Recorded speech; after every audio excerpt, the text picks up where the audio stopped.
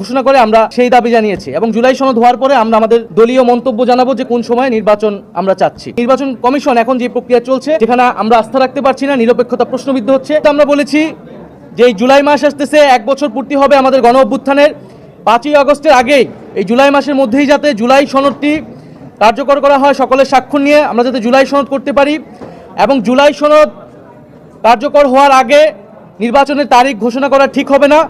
জুলাই সনদ ঘোষণার আগে যদি নির্বাচনের তারিখ ঘোষিত হয় তাহলে সংস্কার প্রক্রিয়া ব্যাহত হতে পারে। তাই আমরা আহ্বান জানিয়েছি যে 16 বছর আমরা অপেক্ষা করেছি, 10 মাস অপেক্ষা করেছি, আমরা আরও 2 মাস অপেক্ষা করতে চাই এবং সরকারকে সময় দিতে চাই। সকল রাজনৈতিক দল মিলে এই 2 মাসের মধ্যে আমাদের যে জুলাই সনদ, যেখানে জনগণ তার ভবিষ্যৎ বাংলাদেশের রূপরেখা, শাসন ব্যবস্থা পরিবর্তনের মৌলিক সংস্কারের রূপরেখা দেখতে পারবে, সেই জুলাই সনদ হওয়ার পরে একই সাথে আমরা তখন নির্বাচনের তারিখটি যাতে সরকার ঘোষণা করে আমরা সেই দাবি জানিয়েছি এবং জুলাই সনদ হওয়ার পরে আমরা আমাদের দলীয় মন্তব্য জানাবো যে কোন সময় নির্বাচন আমরা চাচ্ছি। আর সর্বশেষ আমরা নির্বাচন কমিশনের কথা বলেছি, যেটা আমরা এর আগেও বলেছি যে আমাদের একটি সুষ্ঠু নির্বাচনের জন্য আমাদের সবচেয়ে গুরুত্বপূর্ণ বিষয় হচ্ছে নির্বাচনী ব্যবস্থার সংস্কার।